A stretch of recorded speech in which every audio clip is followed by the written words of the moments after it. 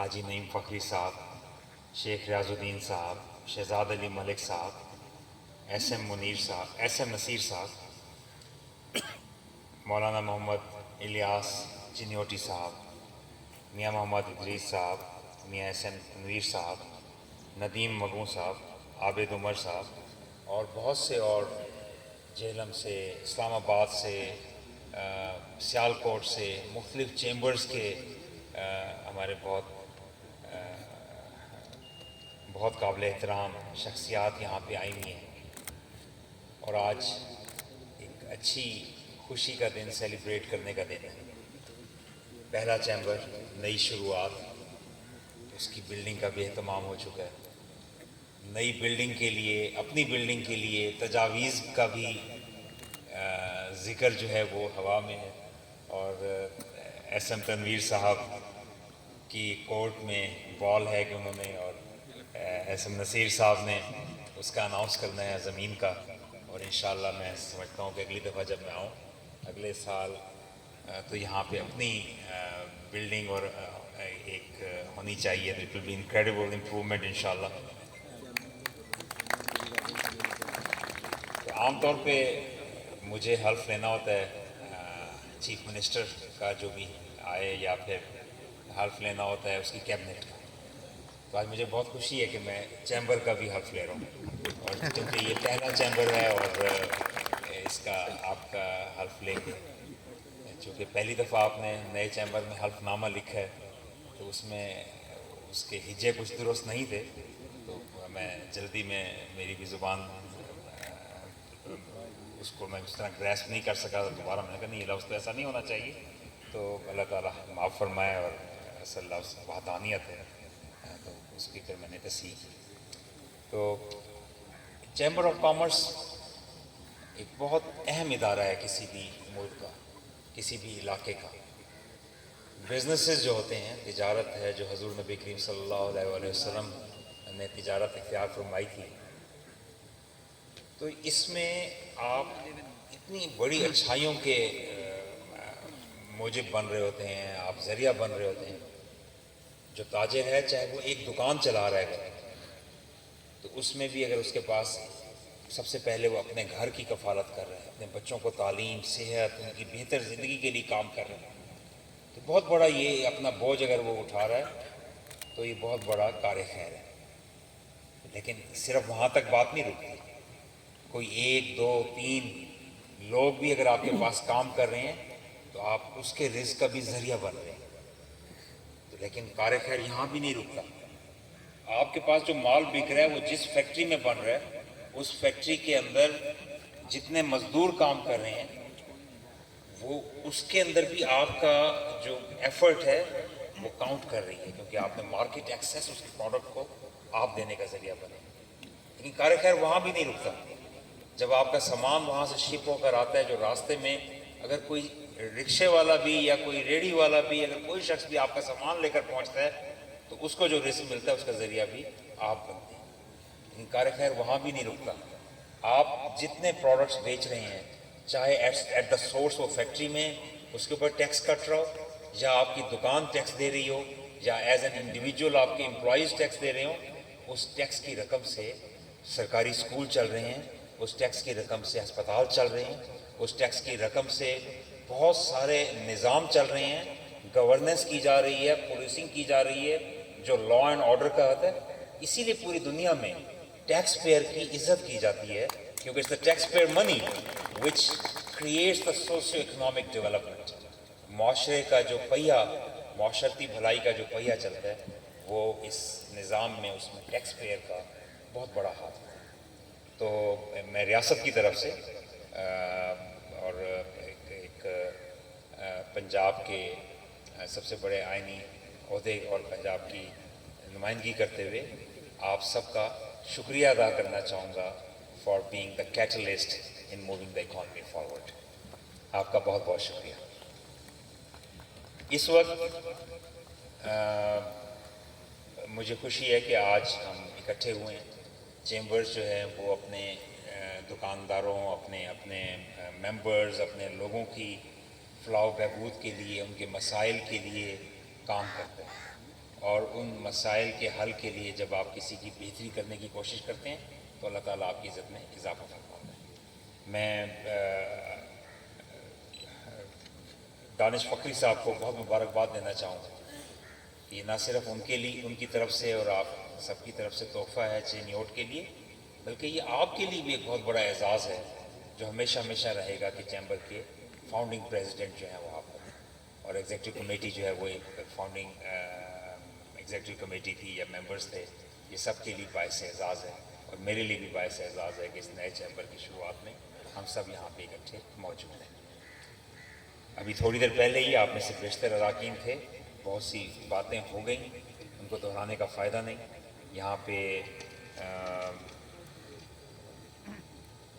چودھری مسعود اقبال صاحب جو اپنی شخصیت کی طرح ان کا کام بھی بہت نفیس ہے اور بہترین کوالٹی ایکسپورٹ بھی کرتے ہیں، لیکن ساتھ ساتھ ایک درد مند دل کے ساتھ اور فکر کے ساتھ معاشرے کی خدمت بھی کرتے ہیں۔ چینیوٹ کے اندر اگر انہوں نے لنگر کا اہتمام کرنا ہو، ہر روز دسترخوان کا اہتمام کرنا ہو، چیریٹی کرنی ہو، فلنتھراپی کرنی ہو، اچھے کاموں میں ہو، یا تعلیم کے اندر اگر گورنمنٹ کالج یونیورسٹی فیصل آباد کا یہاں کیمپس بن رہا ہے اس کی بہتری کے لیے اگر کوشش کرنی ہو تو وہ اور باقی بہت سے ساتھی۔ اور جب چینیوٹ کی بات آتی ہے تو دین گروپ کبھی بھی پیچھے نہیں رہا۔ ہمارے بھائی اللہ نے گری کے رحمت کرے، ان کے مدارج بلند فرمائے۔ ایس ایم منیر صاحب فور فرنٹ پہ ہوتے تھے، اب ایس ایم نصیر صاحب اور ایس ایم منیر صاحب کے بیٹے ایس ایم تنویر صاحب اور باقی فیملی جو ہے یہ جھنڈا آگے لے کر چل رہی ہے۔ اللہ ان کو خوب جزائے خیر عطا فرمائے۔ تو انشاءاللہ میں بالکل اس بات کو بہت پسند کروں گا کہ جلد از جلد اس کو فرنیچر سٹی کا خطاب دلوایا جائے، اور کیونکہ ہر کام کا ایک آفیشیل پروسیس ہوتا ہے، تو let me complete the process, اور جلدی انشاءاللہ ہم اس کو ایک آفیشیلی خطاب بھی دلواتے ہیں۔ اور جو آپ نے جی سی یو کا یہاں پہ کیمپس کی بات کی، تو گزشتہ کال ہی میں گورنمنٹ کالج یونیورسٹی فیصل آباد میں تھا۔ میں نے وہاں وائس چانسلر صاحب کو تاکید کی ہے کہ آپ فوری طور پہ چینیوٹ کا جو ہے کیمپس اس کو مکمل کریں۔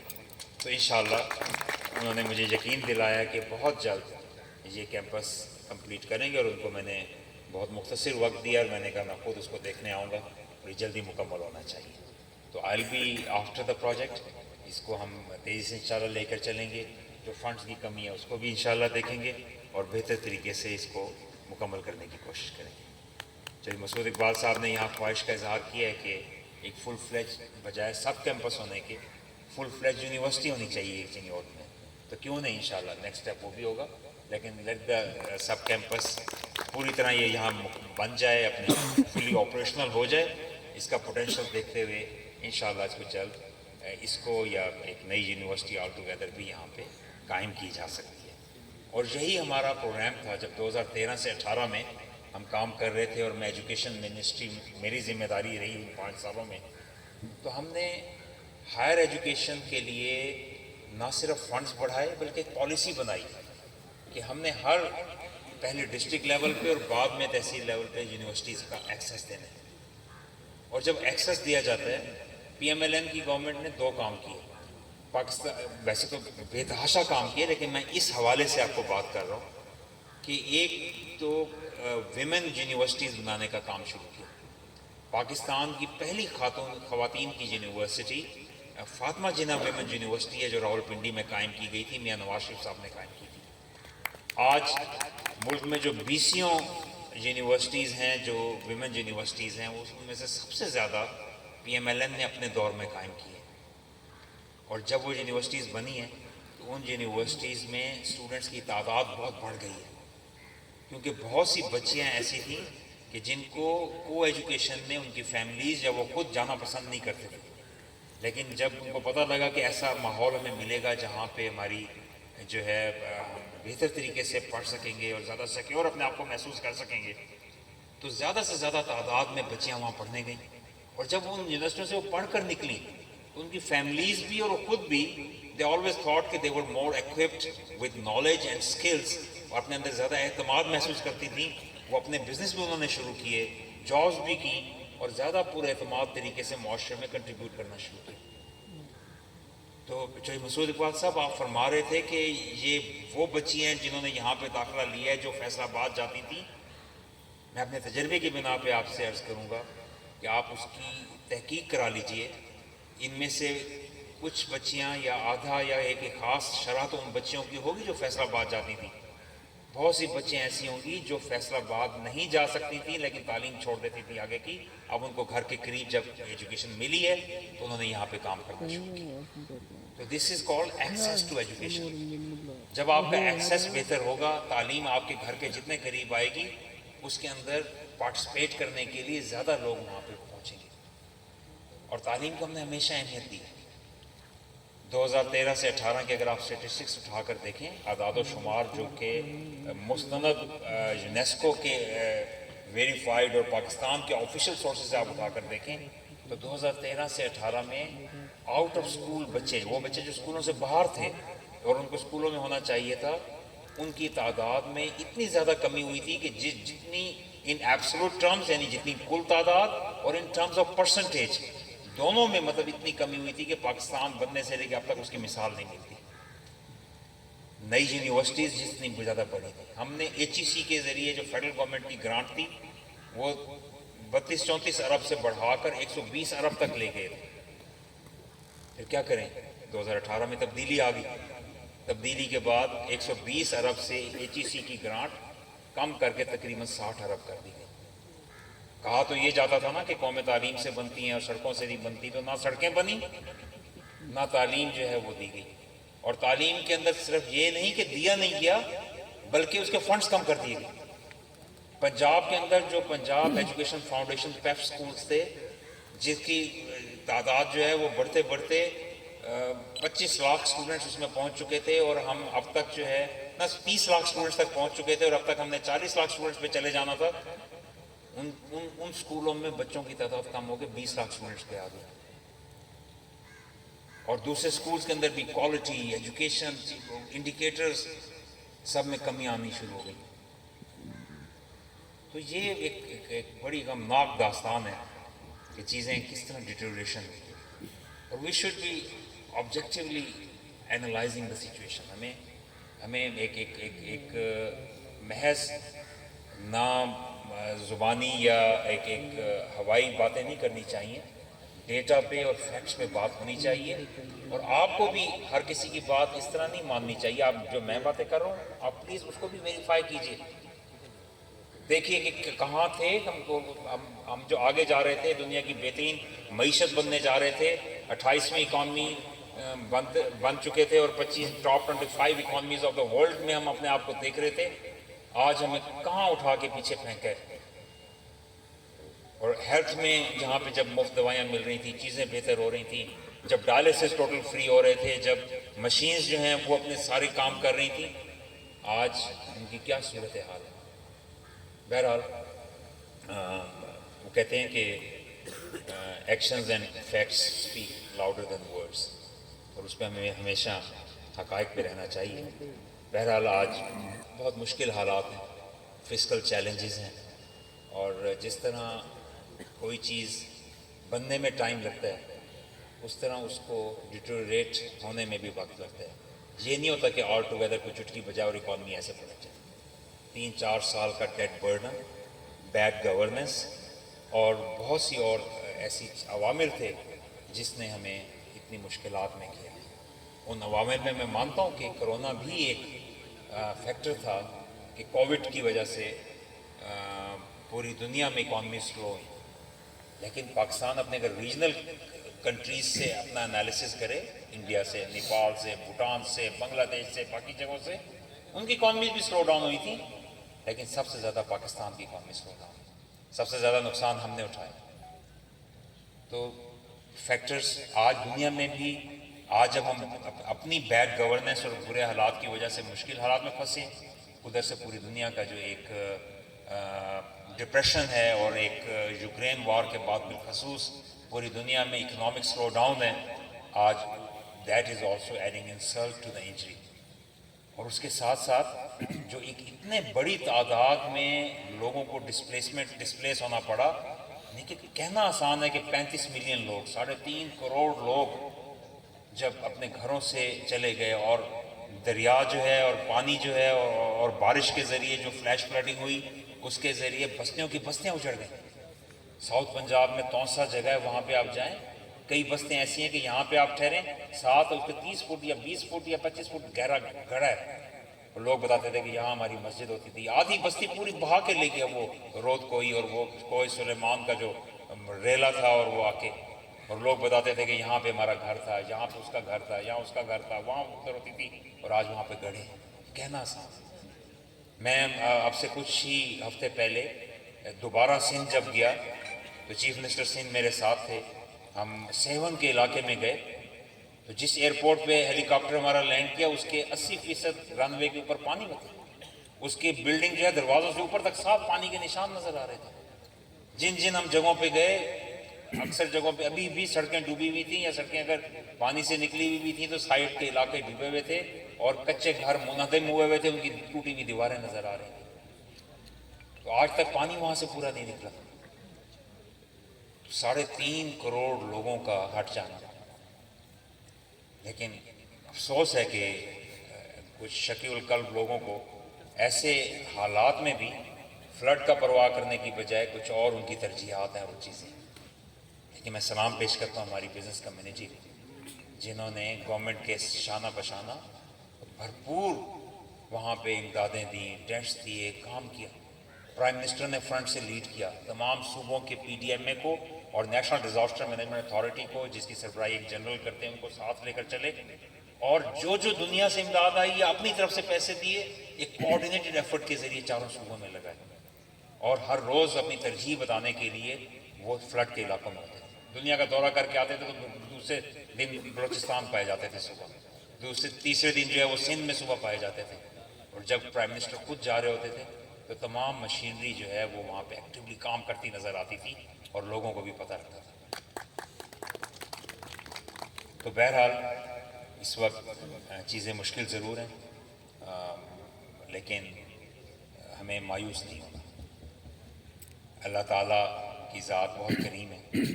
اللہ تعالیٰ سے ہمیں سب سے زیادہ اللہ تعالیٰ نے کہا ہے کہ مایوسی گناہ ہے، ہمارے مذہب میں کہا گیا. اور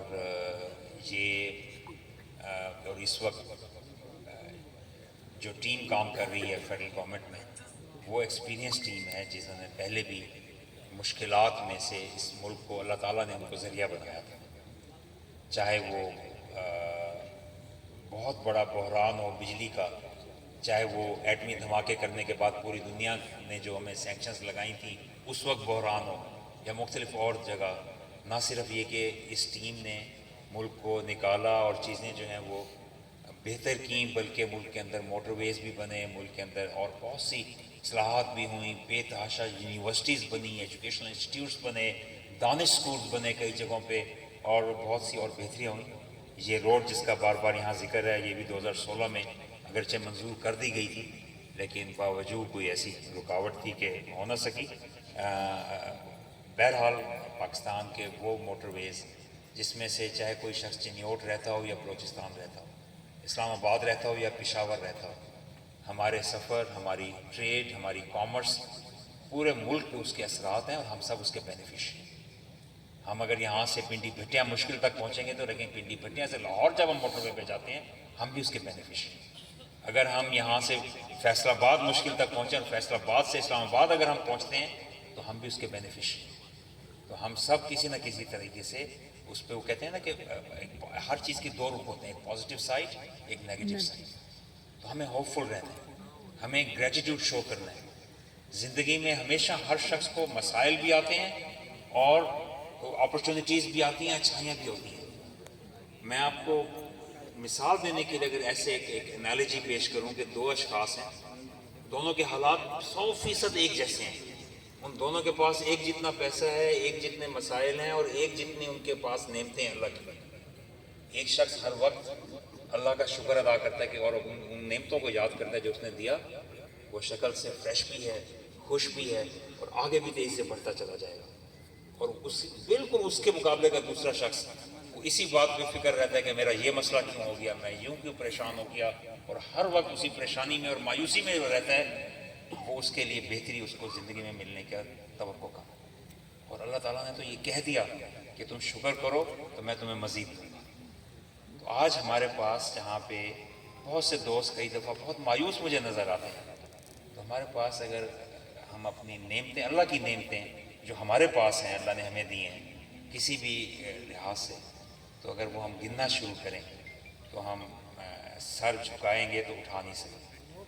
تو ہمیں شکر ادا کرتے رہنا چاہیے اللہ کی رحمت سے، مایوس نہیں ہونا چاہیے، اور ہمیشہ اپنا کردار جب ہم جہاں بھی ہماری ضرورت ہے، اگر ہم نے ووٹ ڈالنا ہے تو ہمارا فرض ہے کہ ہم اچھی اور بہتر شخص کو دیکھ کے ووٹ ڈالیں.